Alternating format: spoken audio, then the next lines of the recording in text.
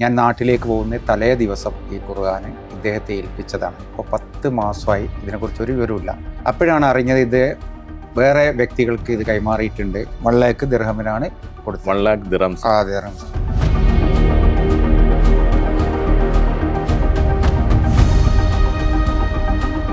രാവിലെ 10 മണി മുതൽ രാത്രി 10 മണി വരെ തുടർച്ചയായിട്ട് എഴുതും. അങ്ങനെ 3 വർഷത്തോളം എടുത്താണ് ഈ ഖുർആൻ പൂർത്തിയാക്കിയത്. ഒരു ദിവസം 3-4 പേജുകൾ എഴുതും, മീറ്ററുകൾ എഴുതും.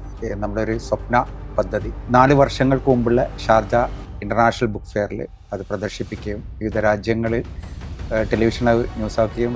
ഫിറോസ് കുന്നുപറമ്പിൻ്റെ സുഹൃത്താണ്, അദ്ദേഹത്തിൻ്റെ സോഷ്യൽ മീഡിയ കൈകാര്യം ചെയ്യുന്ന ആളാണ്, കുറേ ബന്ധങ്ങളുണ്ട് ഒക്കെ പറഞ്ഞാണ് നമ്മൾ പരസ്പരം ബന്ധപ്പെട്ടത്. 2 മില്യൺ ദിർഹം ഒരു വ്യവസായി പറഞ്ഞതാ പുറത്തുള്ള.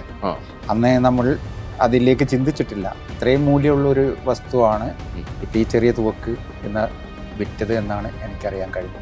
എന്നെ സംബന്ധിച്ചിടത്തോളം ഇതെൻ്റെ ഒരു മാസ്റ്റർ പീസാണ്, എൻ്റെ ഒരു ഐഡൻറ്റിറ്റിയും കൂടിയാണ്. ഞാൻ നാട്ടിൽ മുഖ്യമന്ത്രിക്ക് പരാതി കൊടുത്തു, അതേപോലെ സ്ഥലം പോലീസ് സ്റ്റേഷനിൽ പരാതി കൊടുത്തു. അതുകൊണ്ട് അദ്ദേഹത്തിന് മനംമാറ്റം ഉണ്ടാവണം, അദ്ദേഹം ആ സാധനം ഏൽപ്പിക്കണം. വേറെ ഒന്നും എനിക്ക് പറയാനില്ല.